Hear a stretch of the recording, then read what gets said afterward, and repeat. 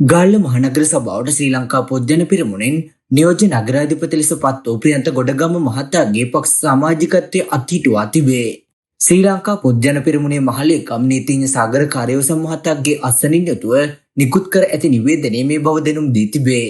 එමෙන්ම ඒ මහතාට එරෙහිව විනය ක්‍රියාමාර්ග ගන්නා බවද අදාළ නිවේදනය මගින් දන්වා තිබේ.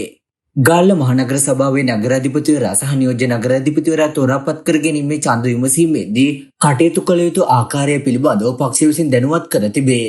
එවන් පසුබිමක පක්ෂයේ උපදෙස් වලට පටහැනිව ඡන්දය විමසීමේදී කටයුතු කර ඇති බවත් ඒ තුලින් නියෝජ්‍ය නගරාධිපතිවරයා ලෙස ප්‍රියන්ත ගොඩගම මහතා තේරීපත්ව ඇති බවත් අදාළ නිවේදනයෙන් දැනුම් දී තිබේ.